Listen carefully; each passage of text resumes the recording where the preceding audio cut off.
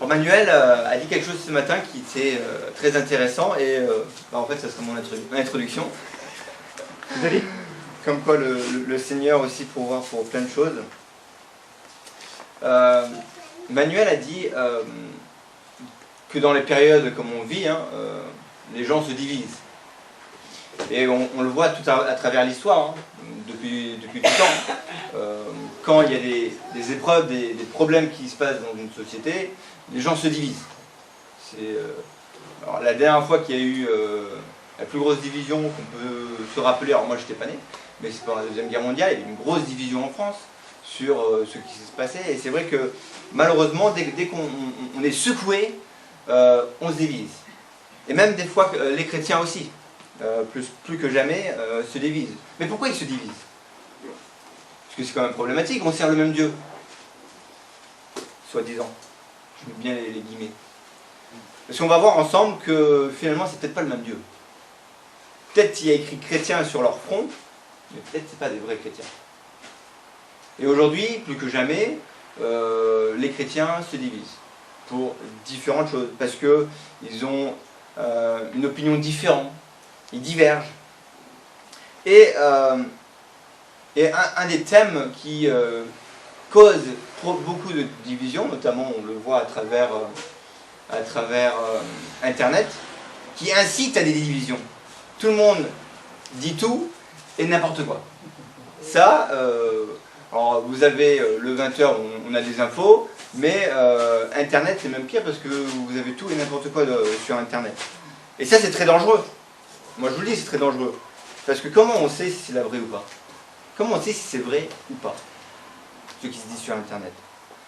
La seule manière de savoir si c'est vrai ou pas, c'est que faut lire la Bible.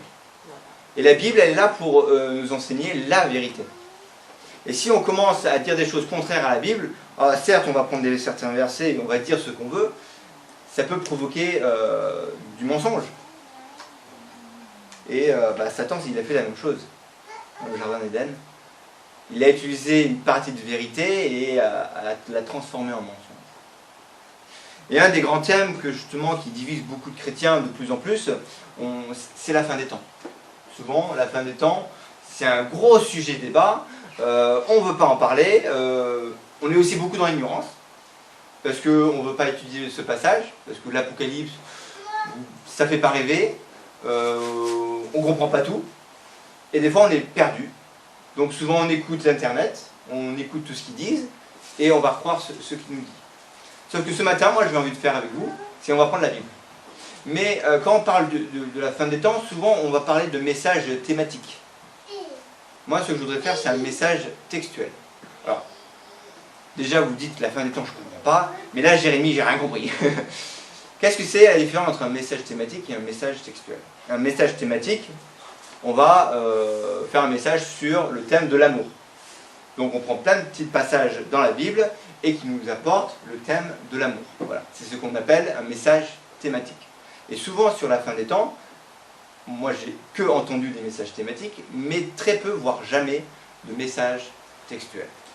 C'est-à-dire on prend un passage de la Bible, certes on va utiliser des passages qui soutiennent ce passage, mais on va regarder un passage dans son ensemble.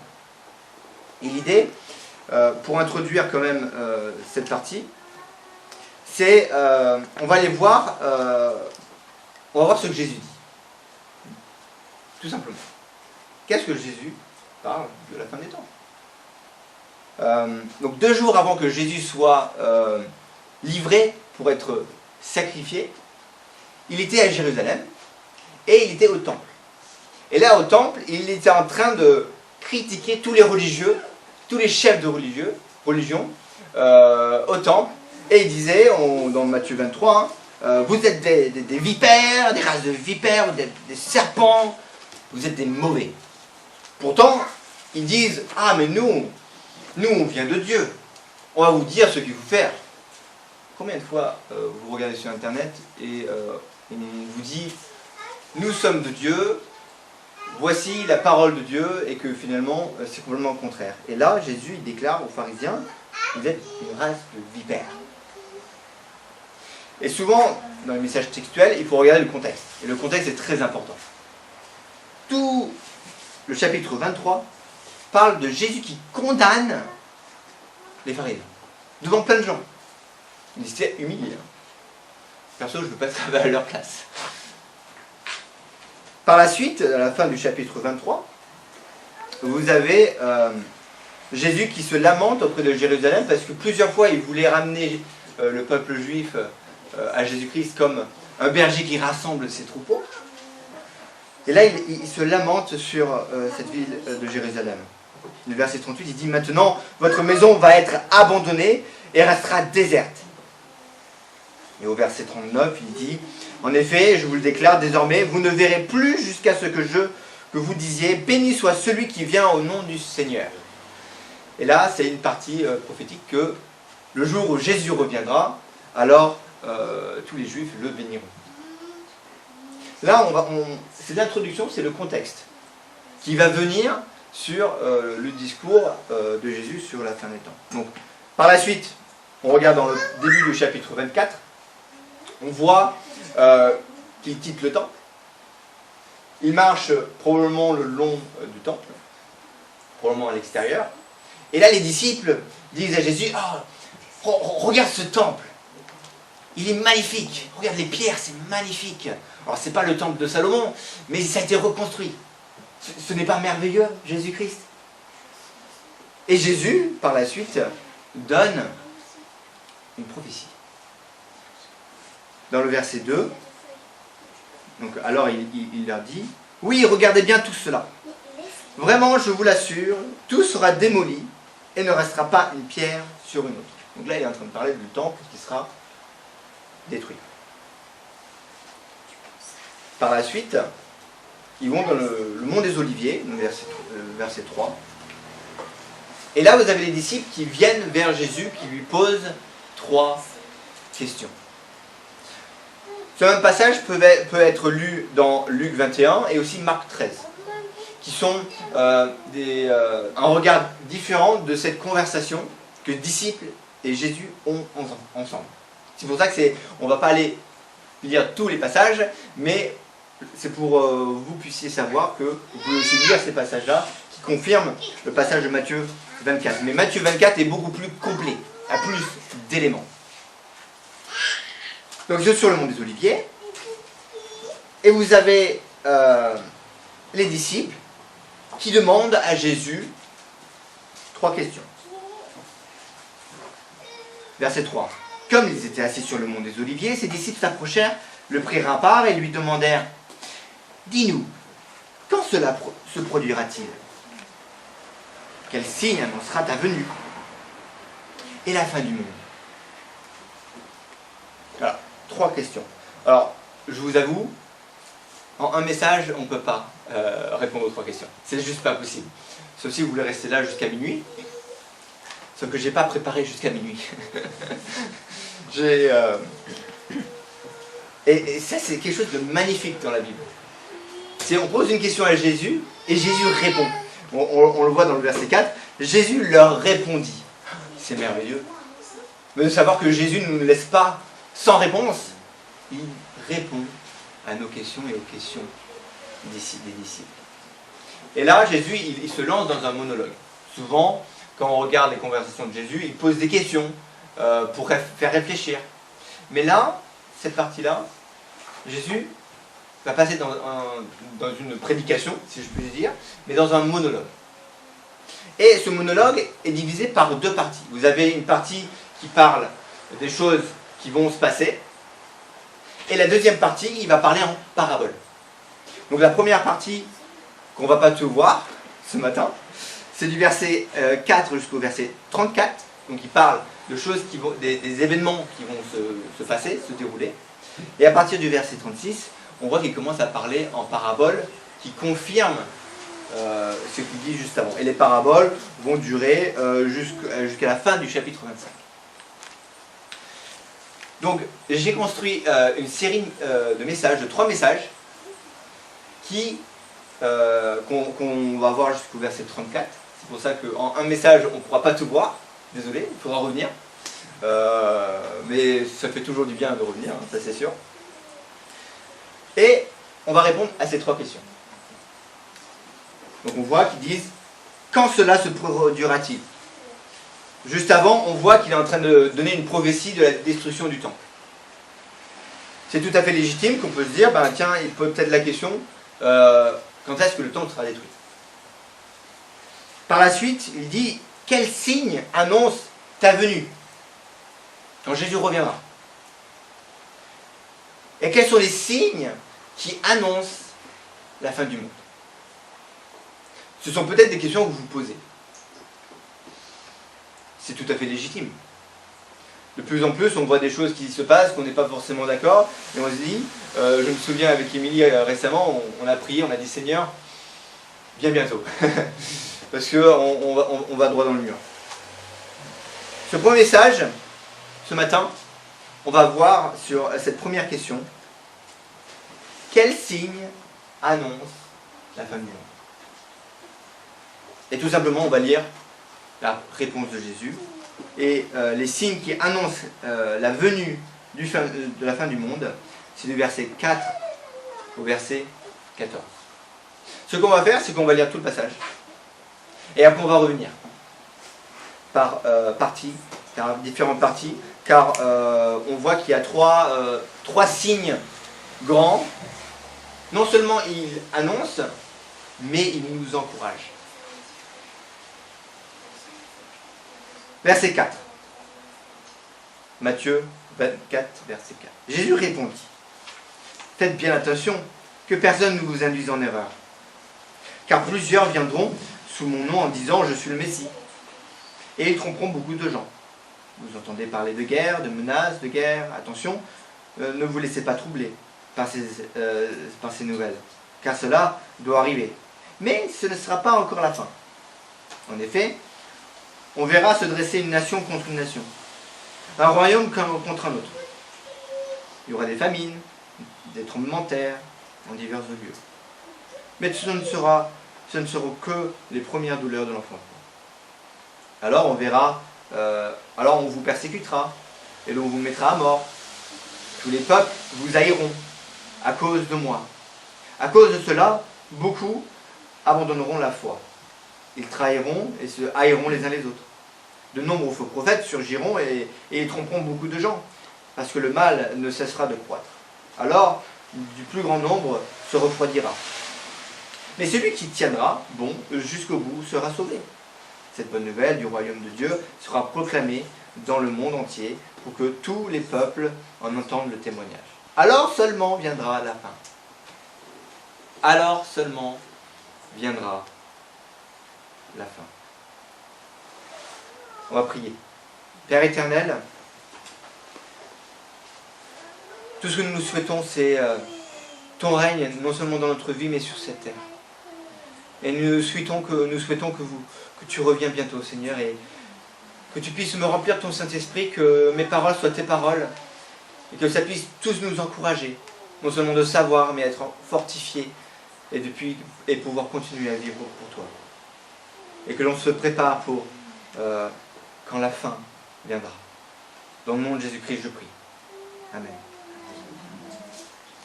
Alors c'est très intéressant parce qu'il y a deux choses qu'il est en train de prévenir. Donc, rappelons-nous, Jésus est en train de parler à ses disciples. Il ne parle pas aux pharisiens, il ne parle pas à des non-croyants, il ne parle pas à des démoniaques, il parle à ses disciples. C'est très intéressant. Et c'est très important, il faut toujours garder ça en tête dans son discours. Parce que quand on prend quelque chose hors contexte, on oublie à qui il parle. Là, il parle à ses disciples. Ils sont dans le jardin. Il ne parle même pas à des gens qui sont la foule qui est venue voir Jésus. Vraiment que ses disciples proches. Verset 4, on va reprendre. Jésus leur répondit, faites bien attention que personne ne vous induise en erreur. Car plusieurs viendront sous mon nom en disant je suis le Messie. Et ils tromperont beaucoup de gens. Premier point. Ne soyez pas induits en erreur, mes amis. Ne soyez pas induits en erreur. Aujourd'hui. Parce que des faux prophètes peuvent venir et peuvent vous induire en erreur. Internet, c'est un exemple concret. ça va vous induire en erreur. Vous devez être vigilant, mes amis. Et je suis sérieux quand je parle, parce que quand Jésus en parle, je pense qu'il est très sérieux. De ne pas aller vers la droite, vers la gauche, mais rester fixé sur Jésus-Christ. Ne soyez pas induits en erreur. Plusieurs viendront en disant « Je suis le Messie ». Ils vont vous tromper. 2 Corinthiens chapitre 11, versets 13 à 15, c'est Paul qui écrit. Et il écrit à l'église de Corinthe. Il dit « Ces hommes-là sont des faux apôtres, des ouvriers trompeurs, déguisés en apôtres de Christ. Et cela n'est pas étonnant, puisque Satan lui-même se déguise en ange de lumière. Et donc pas étrange que ces ministres aussi se déguisent en ministres de justice. Leur fin sera selon leurs œuvres. » Vous avez déjà vu des chrétiens déguisés? C'est pas vraiment des chrétiens déguisés, c'est plutôt des non-chrétiens déguisés en chrétiens. Et des fois, c'est pas si évident que ça. Et là, vous pouvez m'écouter en me disant « Mais Jérémie, je lui fais confiance, je l'aime beaucoup, il ressemble à un chrétien avec sa belle chemise, il parle bien, il a un bon langage chrétien, il agit bien, il fait de bonnes choses. Jérémie, il est parfait. » Non, je ne suis pas parfait. Mais mes amis, ne soyez pas induits en erreur par moi. Et je suis sérieux quand je parle. Parce que je suis peut-être devant le pupitre, mais le grand risque, c'est que je vous induise en erreur. Et cela n'est pas mon souhait ce matin. Et peut-être vous allez vous dire, mais du coup, comment discerner? Comment discerner une brebis et d'un loup déguisé en brebis? Parce que mine de rien, aujourd'hui, plus que jamais, et je pense que ça ne va que en s'empirant, vous allez avoir des chrétiens déguisés, des personnes qui vous induisent en erreur. Satan se déguise en ange de lumière. Combien plus vous pouvez avoir ces pions qui infiltrent les églises pour les amener loin de Jésus-Christ. On voit aussi, on peut être induit en erreur par des chrétiens déguisés, on peut être aussi induit en erreur par des esprits déguisés. Colossiens chapitre 2, versets 18 et 19, pareil, là on a Paul qui écrit à l'église de Colosse. Ne vous laissez pas condamner par ces gens qui prennent plaisir à s'humilier et à s'adonner au culte des anges. Ils se livrent à leur vision, ils s'enflent d'orgueil sans raison. Poussés par leurs pensées toute humaine, ils ne s'attachent pas à Christ qui est le chef, la tête. C'est de lui que le corps tout entier tire sa croissance comme Dieu le veut, grâce à la cohésion et à l'unité que lui apportent les articulations et les ligaments. Là, il est en train de parler des personnes qui font des cultes à des anges. Ou même, je dirais, des cultes à des saints. Des personnes qui sont, qu'on estime de très bonnes personnes, et on va commencer à les vénérer. Limite presque à prier à des saints. Soyons vigilants, mes amis. Parce que derrière cette statue de saint, qu'est-ce qui se cache derrière? Est-ce qu'on se concentre plus sur des petites statuettes? Paul nous encourage à Colosse, et j'estime qu'il nous encourage aussi, de ne pas vénérer des gens, des esprits, des statues, mais Jésus qui est la tête. Excusez-moi, hein, je vais peut-être un petit peu ridicule, mais je veux louer ce tableau qui m'a créé. C'est un discours que les gens utilisent. Une statue, j'estime dans ma propre pensée, moi qui suis très intelligent, j'estime que ça m'a créé. Voilà. c'est pas moi qui l'ai peint, parce que j'ai pas un aussi beau talent que ça.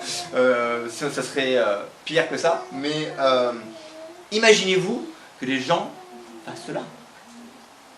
Pour nous, ça semblerait bizarre, mais il y a des gens qui le font encore aujourd'hui. Ah, mais en France, on n'adore pas de statue. Non, parce que l'homme est bon. Moi, je suis bien. L'homme a une intelligence parfaite. J'ai pas besoin de Dieu. Parce que moi-même, je suis Dieu. Sauf qu'en France, beaucoup de gens pensent cela. Il y a quelques années de ça, j'ai abordé une personne dans la rue. Et je lui ai parlé de Dieu. Est-ce que vous connaissez qui est Dieu pour vous? C'est une des questions qu'on posait dans le sondage. C'est qui est Dieu pour vous? Et la personne me répond avec très, très grande fierté, ben, je suis Dieu pour moi. Sauf que beaucoup ont remplacé Christ par eux-mêmes. Et on va dans le même sens. Et c'est intéressant parce que Colossiens, il dit, ne vous laissez pas condamner par ces gens qui prennent plaisir à s'humilier et à s'adonner soit à eux-mêmes, soit aux autres. Mais je veux même aller plus loin parce qu'on peut aussi parler des esprits qui... combien de fois, moi j'ai entendu une personne, pareil, il y a quelques années, on faisait des sondages, alors pas en Charente-Maritime, des sondages sur la Bible, et c'était quelqu'un qui était plutôt très intelligent, qui croyait en Dieu, et il me disait qu'il avait vu Jésus là, comme ça il s'est réveillé, il a vu Jésus. Bon, ça peut arriver. Par contre, dans sa philosophie, c'est pas qu'il adorait Jésus. Il n'adorait pas Jésus. Cet ange de lumière qui estimait qu'il adorait Jésus, en fait, l'incitait à croire autre chose. À ne pas croire le même évangile que nous avons ici. Donc cet ange qui se prenait pour Jésus, on l'a vu dans Matthieu 24, plusieurs viendront en se disant « Je suis le Messie ». Et beaucoup de chrétiens peuvent être trompés en disant « J'ai vu dans un songe Jésus-Christ qui est venu vers moi ». Je ne dis pas que Jésus ne peut pas venir, c'est pas ce que je suis en train de dire. Par contre, soyez vigilants. Parce que si c'est un esprit, il faut aussi que cet esprit vienne de Dieu. Et c'est ce qui nous amène au premier épître de Jean, verset 4, verset 1 à 6. Alors c'est un très beau passage qui justement nous donne cet élément de réponse. Donc, la première chose que Jésus nous dit dans Matthieu 24, c'est « Ne soyez pas induits en erreur par des chrétiens déguisés, par des esprits déguisés. » Mais, dans 1 Jean, il nous dit comment reconnaître un vrai chrétien d'un faux. Comment reconnaître un bon esprit d'un faux. 1 Jean 4, versets 1 à 6. Et sur le premier point, c'est ce que je veux que vous reteniez. Ne soyez pas induits en erreur, mais comment ne pas être. Et dans 1 Jean, il nous donne cette réponse. Voici comment savoir s'il s'agit de l'Esprit de Dieu. Tout esprit qui reconnaît que c'est pleinement humain que Jésus est venu vient de Dieu. Tout esprit, au contraire, qui ne reconnaît pas ce Jésus-là, ne vient pas de Dieu. C'est là l'esprit de l'Antichrist, dont vous avez entendu annoncer la venue. Eh bien, dès à présent, cet esprit est dans le monde. L'esprit de Satan est dans le monde. Donc c'est tout à fait légitime que l'on peut avoir des esprits déguisés qui se prennent pour Jésus, mais qui éloignent chacun d'entre vous loin de la personne de Jésus-Christ. Et il dit clairement que Jésus, c'est Dieu fait homme, venu sur cette terre. Si vous parlez à des chrétiens qui se disent chrétiens, qui ne déclarent pas que Jésus est Dieu, alors c'est une personne qui a été soit trompée, ou qui veut vous tromper, vous induire en erreur. Et Jésus, il est en train de dire, soyez vigilants, ne soyez pas induits en erreur. Ce sera pas encore la fin. Mais jusqu'à ce jour, ça fait des années qu'il y a des antichrists, Il y a des années qu'il y a des sectes qui existent, qui éloignent les gens de Jésus-Christ, et ça ne va que aller en s'empirant. Donc vous devez être vigilant. Ne pas être induit en erreur. Ça c'est mon premier point, qui est dans ce passage, versets 4 à 6. Maintenant on va aller dans ce deuxième point, où Jésus il nous parle à partir du verset 6. Vous entendrez parler de guerre et des menaces de guerre. Attention, ne vous laissez pas troubler par ces nouvelles, car cela doit arriver. Mais ce ne sera pas encore la fin. En effet, on verra se dresser une nation contre une autre, un royaume contre un autre. Il y aura des famines, des tremblements de terre, de divers lieux.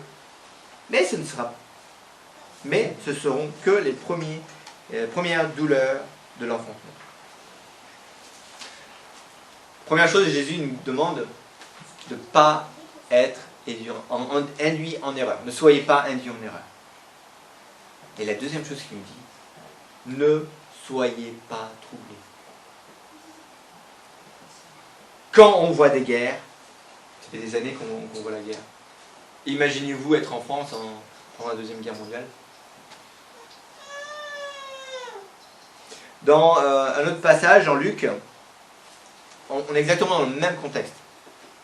Jésus répond, et il rajoute un élément dans ce discours qui parle de ne soyez pas troublés, parce que on va le lire ensemble. Verset 9, chapitre 21. Quand vous entendrez parler de guerre et de soulèvement, ne vous effrayez pas. On peut penser à Haïti, où le président a été assassiné. C'est troublant. Hein. Et il y a des menaces de guerre civile dans ce pays en ce moment. Partout, mais bon, on va dire, mais ça fait des siècles que ça perdure. Depuis que l'homme a péché, qu'il y a des guerres. Oui, je vous confirme. Donc, excusez-moi, je reviens. Que vous entendrez les guerres et les soulèvements, ne vous effrayez pas. Car tout cela doit arriver d'abord, mais la fin ne viendra pas aussitôt après. Puis il ajouta, on en verra se dresser une nation contre une nation, un royaume contre un autre. Il y aura de grands tremblements de terre et de divers lieux, des famines, des épidémies séviront, des phénomènes terrifiants se produiront dans le ciel, et des signes extraordinaires apparaîtront. Imaginez-vous être en Europe pendant la peste noire. Vous avez un quart de la population, en quelques années, mort en Europe. Là, c'est une très grave épidémie. J'en ai lu un petit peu hier soir. Oui, ils ont vécu des confinements. Oui, ils ont aussi alors ils n'ont pas appelé ça, mais ils ont aussi parlé de passe sanitaire à cette époque-là. Même à cette époque-là, ils vivaient un moment très grave, très très grave. Et donc ça ne fait pas juste aujourd'hui qu'on vit cela. Il y avait Ebola il n'y a pas si longtemps que ça. Bref, il y a des maladies qui viennent, qui a toujours été. Et ça ne va que aller en s'empirant. Parce que ça ne sera pas encore la fin. Ne soyez pas troublés. Et on voit deux choses que Jésus nous demande de ne pas être troublés. La première chose, c'est ne pas être troublé par les hommes. C'est bizarre, bah si, parce que les guerres, c'est provoqué par les hommes. Et là, vous me regardez et vous dites, mais les croisades, c'était pas les hommes, c'était Dieu. Bah, regardez un peu l'histoire. Je pense que regardez qui s'est enrichi le plus à cette époque-là. Mais tous les guerres de religion, comme on peut appeler, ne viennent pas de Dieu créateur, mais vient de l'homme qui a soif de pouvoir et de s'enrichir. Toutes les guerres viennent de l'homme. Ça ne vient pas de Dieu. Et donc oui, l'homme est pas bon. Alors vous allez me dire, si l'homme est très bon, surtout en France, très, très intelligent. Au fond de lui, l'homme est bon. C'est les circonstances qui font que. Bah, je suis désolé de vous dire, mais la Bible n'a pas le même discours. La Bible ne dit pas que l'homme est bon. Et je vous invite à aller dans Galates. Là c'est pareil, Paul, chapitre 5. Il est en train de dire, c'est quoi la vie d'un homme livré à lui-même. L'homme livré à lui-même. C'est pas quelqu'un de bon en soi. La seule chose qui est bon dans l'homme, c'est Christ, qui peut le rendre bon. Donc ne soyez pas troublés par les hommes qui provoquent des guerres, qui font plein de choses horribles. Parce qu'on parle de guerre. Mais on peut parler des personnes en France ou même d'autres pays qui font souffrir des jeunes enfants, qui abusent des enfants. Ça aussi, on va passer de la guerre. Mais c'est l'homme qui provoque des choses. Et parce qu'il fait ça, ça provoque aussi éventuellement des bruits de guerre civile aussi. Galates chapitre 5, versets 19 à 21. Tout le monde voit bien ce qui procède de l'homme livré à lui-même. L'immoralité, les pratiques dégradantes et la débauche, l'adoration des idoles, la magie, les haines, les querelles, la jalousie, les accès de colère, la rivalité, les dissensions, les divisions, l'envie, l'ivrognerie, les orgies. Tout ça, c'est l'homme livré à lui-même. Donc, vous me dites que l'homme est bon. J'étais un frère en Christ, on l'a visité en Normandie et il apprend aussi un peu de connaître un peu la culture française, parce que la culture française est très spéciale. Parce que je suis quelqu'un de spécial, hein, je l'avoue, et je pense que tous les Français sont d'accord. Mais il y avait quelqu'un qui lui disait: ça fait plus de 100 ans qu'on a mis Dieu à la porte, et regarde la belle France. Regarde ce pays magnifique, regarde ce qu'on fait, des Airbus, la Tour Eiffel. Bon, ça c'était encore avant 100 ans. Mais regarde tout ce que l'homme fait bien en France. C'est vrai, la France, c'est un beau pays. C'est un très beau pays. Il y a de bonnes choses qui se font en France. Par contre, le taux de suicide chez les jeunes n'a jamais été aussi élevé. Donc j'ai envie de vous dire, si le taux de suicide chez les jeunes est tellement élevé, et que justement on a mis Dieu à la porte, ça ne m'étonne pas trop. Parce que ça veut dire qu'une société ne fonctionne pas. Une société qui est centrée sur elle-même, et on n'est pas centré sur les autres. Donc, vous pouvez me dire que l'homme en France est bon? Je suis désolé, non. Quand vous avez un taux de suicide trop élevé, plus élevé, hein, je n'ai pas regardé le niveau le plus élevé, mais je suis sûr qu'on est dans les top 10 au monde, ça c'est quelque chose de grave. Et l'homme n'est pas bon. Et justement, c'est parce qu'on a mis Dieu à la porte que ce taux augmente. Ne soyez pas troublés par les hommes. Parce que oui, ils vont faire des choses horribles, il y aura des guerres. Mais c'est l'homme livré à lui-même. Pareil, Jésus il parle de tremblements de terre, de famine, épidémie, dans Luc. Jésus nous explique de ne pas être troublé par des phénomènes. Vous vous souvenez, dans quelques années, on avait parlé le grand tsunami qui a attaqué l'Indonésie. Vous vous en souvenez? Les grands tremblements de terre, il y a eu un tremblement de terre récemment, je ne sais plus où, mais même pareil en Italie, il y a eu des gros tremblements de terre. Ça fait des ravages. Presque tous les ans, il y a des ouragans qui passent dans le golfe du Mexique. Et des fois, on a l'impression qu'il y a de plus en plus de choses, des phénomènes qui existent dans le monde, et on a l'impression que ça s'accentue. De même, les épidémies, c'est quelque chose aussi phénomène, parce que c'est quelque chose de sanitaire. L'homme ne contrôle pas cela. Alors même s'il y a des gens qui prétendent que c'était une maladie qu'ils ont créée, mais l'homme ne peut pas contrôler les épidémies. On n'y arrive pas. Ce sont des phénomènes que l'homme ne gère pas. Et pareil, Jésus, il nous demande de ne pas être troublé quand des choses, phénomènes arrivent. Mais pourquoi? Quand on revient dès le commencement en Genèse 3, versets 17 et 19, Jésus dit à Adam que le sol sera maudit.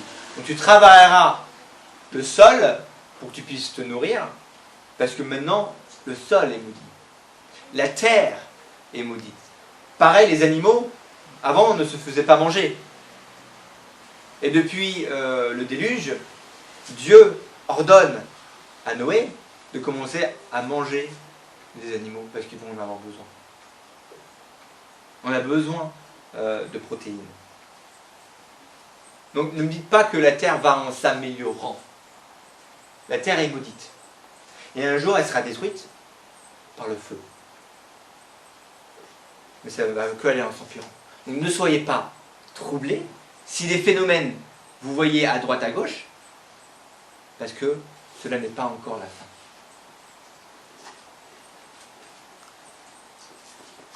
Là, vous me dites, mais Jérémie, quand même, c'est troublant ce que tu nous dis.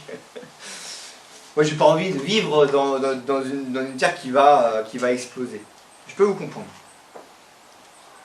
Mais Jésus aussi nous encourage non seulement de ne pas être troublé, mais il y a dans le psaume 55, 23, il nous demande de se décharger de nos fardeaux sur l'Éternel. Il prendra soin de nous. Il ne laissera pas le juste s'écrouler pour toujours. Ça, c'est très important. Il ne laissera pas le juste s'écrouler pour toujours. Peut-être pour un peu de temps, mais pas pour toujours. 1 Pierre chapitre 5 parle aussi, il dit « Déchargez-vous sur lui de tous vos soucis, car il prend soin de vous. » Comme ça a été dit tout à l'heure, Dieu est avec nous. Il était dans le feu ardent, dans le livre de Daniel, et il peut être aussi avec nous aujourd'hui.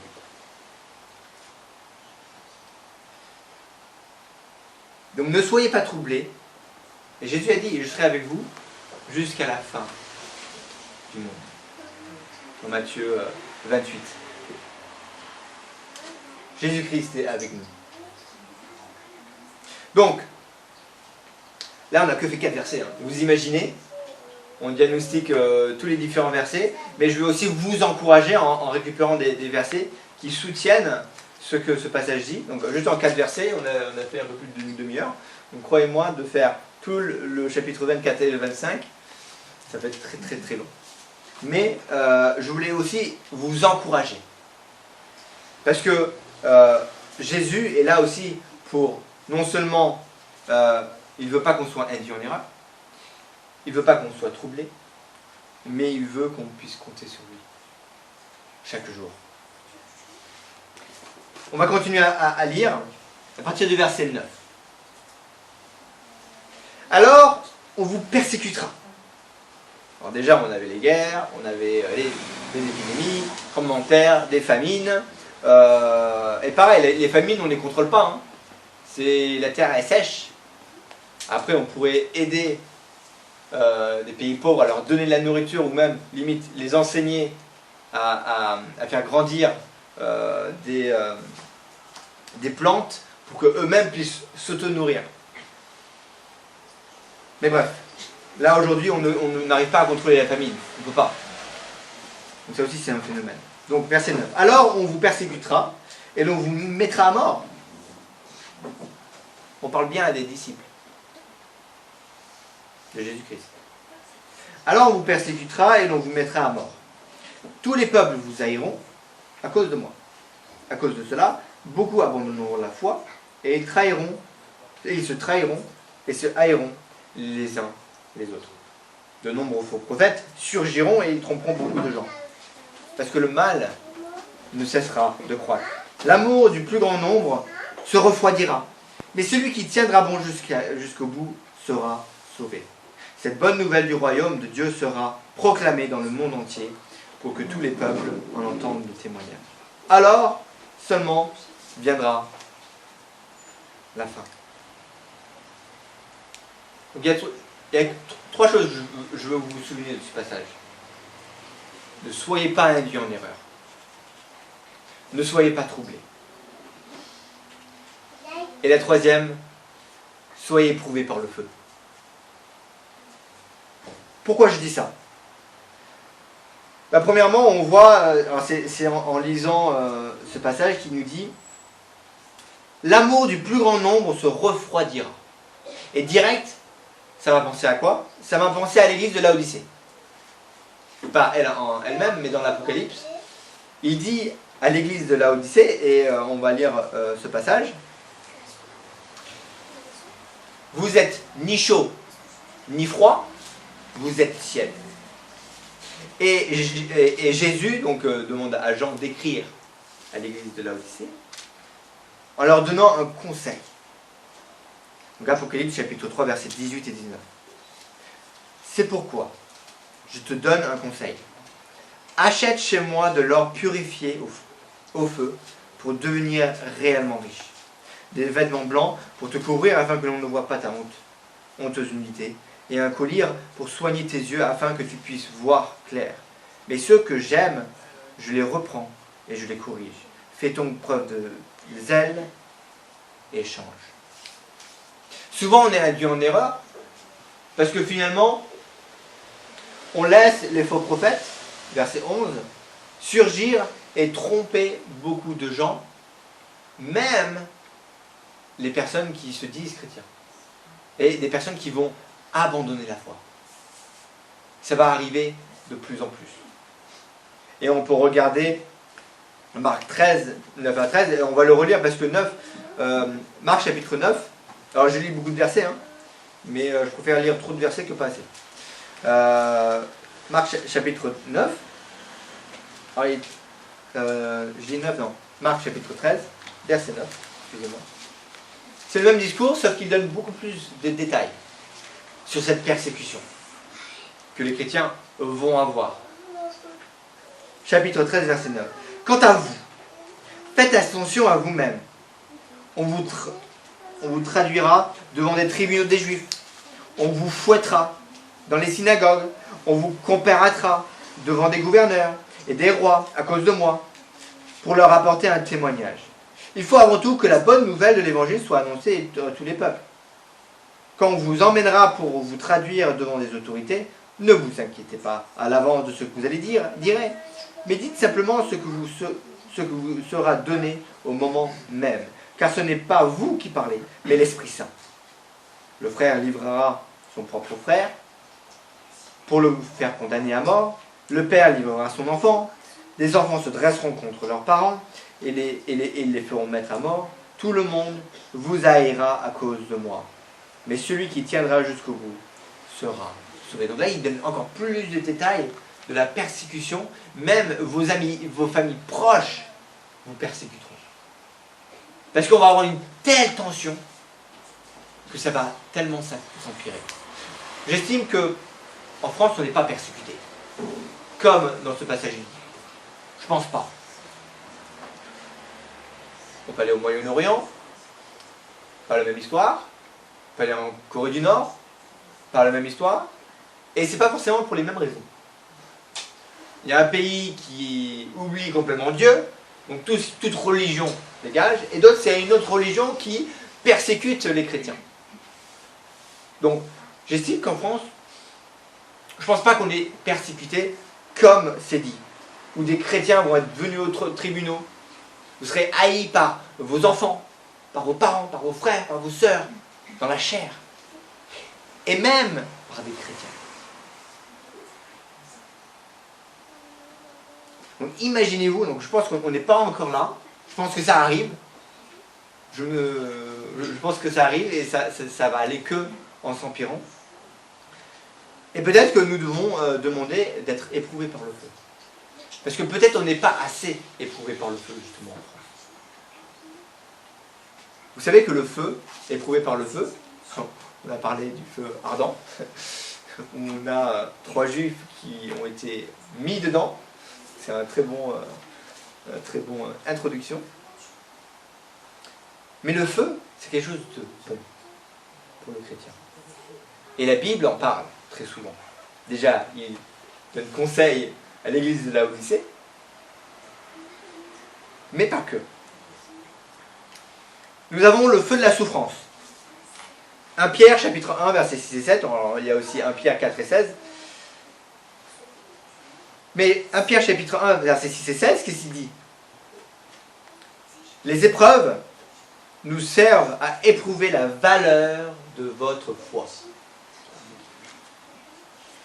Et souvent, les épreuves permettent de séparer les chrétiens déguisés par des faux chrétiens et aussi les chrétiens, des vrais, qui suivent Jésus-Christ. Les épreuves nous permettent en quelque sorte de se séparer, mais justement, il ne faut pas être induit en erreur et suivre la grande foule, mais suivre peut-être une minorité qui suit Jésus-Christ, Dieu fait homme, mais aussi la Bible. Le feu de la souffrance est là pour éprouver notre foi. 1 Pierre chapitre 4 verset 16, Pierre nous dit qu'il faut glorifier Dieu grâce aux épreuves. La souffrance nous pousse à glorifier Dieu. Alors, quand on a la voiture qui tombe en panne, quand la maison brûle, la première chose, c'est pas gloire à Dieu, on pense. C'est peut-être un autre terme que je ne vais pas utiliser. Malheureusement, ça ne doit pas être notre mentalité, ça ne doit pas être notre pensée. Dès qu'on passe par des épreuves, là on parle plutôt des épreuves de persécution, nous devons glorifier Dieu. Le feu de la souffrance et le feu de l'abandon. Timothée 4, verset 1. Il parle que les esprits, dit expressément que dans les derniers temps, quelques-uns abandonneront la foi pour s'attacher à des esprits séducteurs et des doctrines de démons. Donc dans Timothée, il parle bien de la fin des temps. Il y a des gens qui vont abandonner la foi. C'est pour ça que le feu, les épreuves, vont pouvoir déchiffrer si c'est des vrais chrétiens de Jésus-Christ ou des chrétiens d'un antique Jésus-Christ. Mais cette épreuve, elle a un but. Et ce but, on le voit dans le dernier verset de ce passage, c'est que la bonne nouvelle du royaume de Dieu sera proclamée dans le monde entier pour que tous les peuples entendent le témoignage. Alors seulement viendra la fin. Vous savez, en Inde, en Chine, ces pays où finalement il y a de la persécution pour les chrétiens, finalement la bonne nouvelle se propage plus rapidement. C'est bizarre, mais c'est la réalité. Et peut-être en France, si on avait un peu plus de persécution, peut-être l'évangile serait reçu davantage. C'est pour ça que nous devons de prier que l'on puisse être éprouvé par le feu, pour déjà nous faire grandir en Jésus-Christ, mais aussi partager l'évangile. Parce que c'est ce qu'il souhaite, c'est ce qu'il veut, c'est qu'on parle de Jésus-Christ qui revient bientôt. Alors seulement viendra la fin. Donc, un peu cette première partie de cette série de 3 messages, c'est vraiment pour nous préparer pour la fin, parce que c'est ce que Jésus dit à ses disciples. Ne soyez pas induits en erreur. Ne soyez pas troublés. Et soyez éprouvés par des épreuves, mais par le feu. Voici 3 choses que Jésus nous demande aujourd'hui. C'est des choses qu'on peut faire aujourd'hui. On ne va pas attendre que ça arrive. Mais là, Jésus donne des déclarations pour aujourd'hui. Dans les 2 prochains messages, on va répondre aux deux autres questions. La première question que Jésus répond, c'est quels sont les signes qui annoncent la venue de la fin du monde. Ben là, il a annoncé. Et je vous ai donné quelque chose que vous pouvez mettre en pratique. C'est-à-dire que comment ne pas être induit en erreur, c'est reconnaître Jésus-Christ. Jésus-Christ qui est le créateur de l'univers. Jésus-Christ qui vous a créé. Jésus-Christ qui s'est humilié dans une forme d'homme. Il n'est pas né dans un palais. Il est né dans une étable. On l'a mis dans un mangeoire. Pas pour le manger, mais pour qu'il puisse se reposer. Quand il a grandi, il ne s'est pas montré comme le meilleur personne du monde. Par contre, il s'est agenouillé et a lavé les pieds des disciples. Et même de Judas, qui allait le trahir, et il le savait très bien. Il s'est humilié, même en tant que serviteur, le moindre des serviteurs pour laver les pieds de ses disciples, et même des personnes qui vont le trahir. Non seulement ça, ce Jésus-Christ, il a été fouetté, il a été craché dessus, et à la fin, il les a pardonnés. Pardonne-leur, ils ne savent pas ce qu'ils font. Je meurs pour toi. Pour toi. Pour chacun d'entre eux. Vous savez une chose? La mort ne pouvait pas le retenir. La mort n'avait aucun contrôle sur Jésus-Christ. Ce même Jésus qui était un serviteur. Et 3 fois saint. Il est victorieux. Et la mort ne peut pas le contenir. Et c'est pour ça que grâce à sa résurrection, vous pouvez vivre éternellement. Vous allez revenir à la vie grâce à Jésus-Christ. Et ce même Jésus, il revient bientôt. Vous pouvez en être assuré. Il revient. Mais en attendant qu'il revienne, nous avons du travail à faire. J'ai du travail à faire. De ne pas être induit en erreur, de ne pas être troublé, mais se décharger de nos soucis, de nos fardeaux en Jésus-Christ. Et quand on est éprouvé par le feu, c'est de proclamer l'évangile, proclamer la bonne nouvelle tout autour de nous. Prions. Père éternel, je veux te remercier parce que ta parole nous donne des conseils clairs, de ne pas être troublé,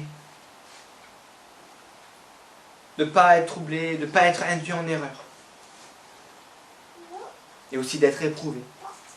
Mais pendant ces moments difficiles, nous savons que quand on est induit en erreur, Seigneur, il faut qu'on continue à te reconnaître comme Jésus étant Dieu. Quand on est troublé, de pouvoir se décharger de nos fardeaux sur toi. Et aussi de pouvoir être éprouvé par le feu afin que ta bonne nouvelle soit propagée partout dans ce monde. Que le Seigneur vienne bientôt. Maranatha. Dans le nom de Jésus-Christ, je prie. Amen.